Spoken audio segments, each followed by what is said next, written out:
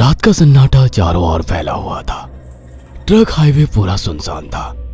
चारों ओर ठंड से हाड़ कपा देने वाली ठंड चल रही थी। हाईवे के चारों ओर घना जंगल था। उसी हाईवे पर एक मर्सिडीज दौड़ रही थी।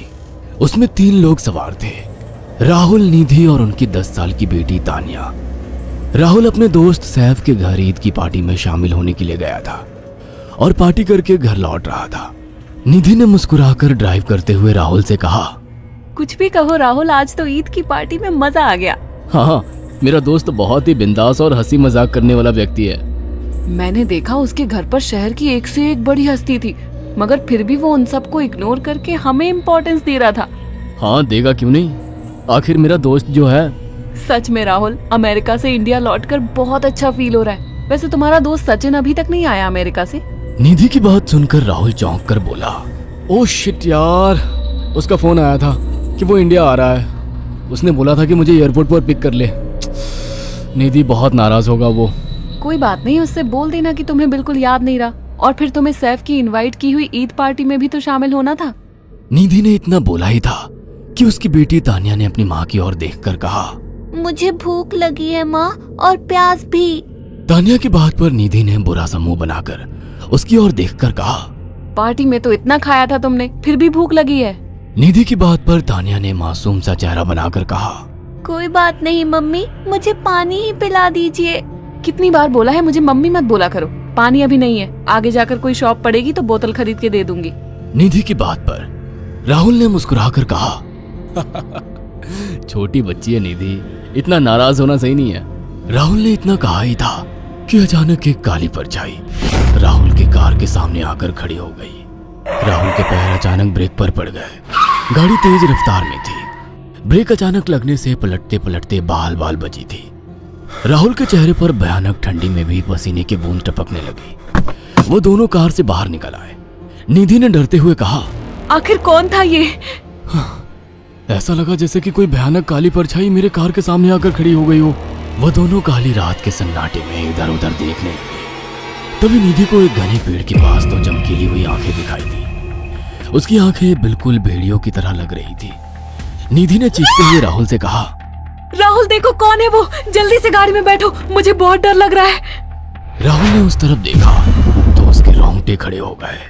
वो दोनों गाड़ी के अंदर बैठने ही वाले थे कि अचानक एक अजीब सा चेहरा वाला भयानक सा आदमी बिजली की रफ्तार से उनके सामने आकर खड़ा हो गया। राहुल ने देखा कि उसका चेहरा बिल्कुल सड़ा हुआ था और उसकी आंखें भेड़िए की तरह चमक रही थी। उसके लंबे लंबे बाल उसके कंधे तक आ रहे थे और उसके दांत भेड़िए की तरह बाहर की ओर निकल रहे थे। हाथों की जगह नुकीले पंजे थे। राहुल को देखकर अजीब से अंदाज में हंसने लगा, मगर जैसे ही राहुल की नजर उसके कपड़ों पर गई, राहुल की आंखें फटी की फटी रह गई। वो हकलाते हुए बोला, भाईजान, भाईजान, मुझे माफ कर दो, मुझे छोड़ दो। राहुल ने इतना कहा ही था कि अचानक उस अजीब से दिखने वाले भयानक आदमी ने अपने पंजों से राहुल की गर्दन कसकर पकड़ ली और एक ही सेकंड में उखाड़ कर जमीन पर फेंक दी। राहुल के धड़ से लाल रंग का खून का फुहारा फूट पड़ा। इस भयानक मंजर को देखकर निधि के गले से एक जोरदार चीख निकल गई।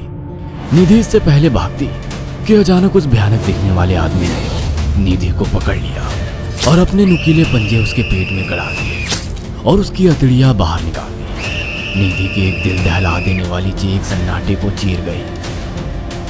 अचानक हवा का एक बवंडर उठा और वो भयानक सा दिखने वाला व्यक्ति देखते ही देखते बवंडर के साथ गायब हो गया। तानिया ने डरते डरते निधि के मोबाइल से पुलिस और सैफ को बुला लिया और कुछ ही देर में वहां चारों ओर पुलिस की गाड़ियां थी। पुलिस ने राहुल के दोनों दोस्त सैफ और सचिन को वहीं बुला लिया। इंस्पेक्टर अर्जुन ने दोनों से कहा, मैंने ऐसी हत्याएं अपने करियर में कभी पहले नहीं देखी। ये काम तो ना किसी जानवर का लगता है, ना ही किसी इंसान का। सचिन कपकपाती हुई आवाज में बोला, आप कहना क्या चाहते हैं? कुछ कह नहीं सकता। जिस किसी ने भी इन दोनों को मारा है उससे एक बात तो साबित होती है कि वो इन दोनों से हद से ज्यादा नफरत करता था। अब सारी सच्चाई तो ये बच्ची ही बता सकती है। इतना बोलकर इंस्पेक्टर अर्जुन तानिया के पास चला गया, जो बेहद डरी हुई थी। तानिया ने आंखों देखी सारी घटना इंस्पेक्टर अर्जुन को बता दी। तानिया की बात सुनकर इंस्पेक्टर अर्जुन कंफ्यूज चेहरा लेकर मोबाइल पर किसी से बात करने लगे। सचिन इंस्पेक्टर के पास आ गया और सैफ भी डरता हुआ इंस्पेक्टर अर्जुन के पास आकर बोला, क्या हुआ इंस्पेक्टर? तानिया ने क्या बताया? उसने जो बताया वो काबिले यकीन नहीं है। उसकी बात पर किसी भी तरह से यकीन नहीं किया जा सकता। फिर भी कुछ तो बताया इंस्पेक्टर। हाँ, उस बच्ची के मुताबिक एक भूत ने निधि और राहुल को बड़ी बेदर्दी से मारा है। इंस्पेक्टर की बात सुनकर दोनों बुरी तरह से चौंक गए। क्या मतलब है इस बात का? बच्ची बेहद डरी हुई है। हम आगे की तफ्तीश जारी रखेंगे। निधि और राहुल तो चले गए, अब तानिया को मैं रख लूंगा। नहीं, राहुल मेरा अच्छा दोस्त था। तानिया अब मेरे साथ रहेगी। देखिए, बच्ची के माँ बाप अब इस दुनिया में नहीं है और आप दोनों भी शादीशुदा है। मुझे नहीं लगता कि आप दोनों बच्ची की सही से देखभाल कर सकते हैं। मेरी कोई औलाद नहीं है। मैंने अपनी पत्नी को फोन कर दिया है, वो भी IPS ऑफिसर है। ये बच्ची आज से मेरे साथ रहेगी। उसका मासूम चेहरा मेरे दिल में उतर गया है। अब तुम दोनों जा सकते हो। पूछताछ के लिए मैं जब भी तुम्हें बुलाऊं तुम दोनों आ जाना। इंस्पेक्टर ने ये बात बोली ही थी कि अचानक वहां पर मौसम बदल गया।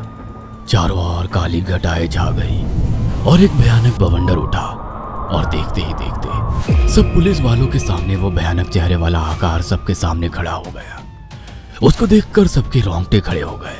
देखते ही देखते उसने अपने भयानक पंजे सैफ की आंखों में डालकर उसकी आंखें निकाल ली। सैफ ने चीखते हुए वहीं दम तोड़ दिया। उस भयानक आदमी को देखकर सचिन उसके पैरों पर गिर गया। तुम तो भाईजान से कपड़े पहने हो। मैं समझ गया, तुम भाईजान हो। मुझे माफ कर दो भाईजान, मुझे यहाँ से जाने दो। मैंने कुछ नहीं किया था। वह भयानक चेहरे वाला गुर्राते हुए बोला, बता इन सबको कि ये सब इतनी भयानक मौत क्यों मरे। सचिन दौड़ता हुआ इंस्पेक्टर अर्जुन के पास गया और बोला, मैं जानता हूँ इसने इन तीनों को क्यों मारा। इसका नाम भाईजान था। जब ये जिंदा था ये किसी का भाई किसी की जान था। बहुत साल पहले ये हम सबका बहुत अच्छा गहरा दोस्त और बिजनेस पार्टनर था। ये सबकी बहुत मदद किया करता था। इसकी प्यारी सी बेटी थी तानिया, जो इस वक्त कार के अंदर बैठी हुई है। ये इसी की बेटी है। भाईजान अपने सारे पैसों से एक बहुत बड़ा हॉस्पिटल खोलना चाहता था जिससे गरीबों का मुफ्त इलाज किया जा सके, मगर हम तीनों इसके लिए तैयार नहीं थे। हमारी नीयत उसकी दौलत पर खराब थी और एक दिन हम सब धोखे से ईद के दिन भाईजान को यहाँ ले आए और इसे मारकर फेंक दिया। तो फिर तुम सबने इसकी बेटी को क्यों जिंदा छोड़ दिया? हमें बाद में पता लगा कि भाईजान ने सारी जायदाद अपनी बेटी के नाम कर दी है, इसीलिए हमने भाईजान की पत्नी को भी मार दिया। और तानिया का तुम 18 साल की उम्र पूरी करने का इंतजार कर रहे थे ताकि सारी जायदाद अपने नाम करा सको और बाद में उसे भी ठिकाने लगा सको। इसी के लिए तुम दोनों इस मासूम बच्ची को अपने साथ रखने की जिद कर रहे थे। जी, आपने बिल्कुल सही कहा। हम तानिया को भी इसी जगह लाकर मार देते। सचिन की बात सुनकर इंस्पेक्टर अर्जुन की आंखों में खून उतर आया। इंस्पेक्टर अर्जुन के कुछ कहने से पहले ही भाईजान बिजली की रफ्तार से इंस्पेक्टर अर्जुन की आंखों के सामने से सचिन को पकड़कर ले गया और उसके शरीर के टुकड़े टुकड़े कर दिए और हवा में उठे एक तेज बवंडर के साथ गायब हो गया। सारी घटना इंस्पेक्टर अर्जुन की आंखों के सामने हुई थी। तानिया को इंस्पेक्टर अर्जुन और उसकी पत्नी ने अपनी बेटी की तरह पाला। अगर आपको हमारी ये कहानी पसंद आई हो तो इसे लाइक और शेयर करना ना भूलें। साथ ही ऐसी और नई कहानियों के अपडेट्स पाने के लिए हमारे चैनल अक्षु टीवी को जरूर सब्सक्राइब करें।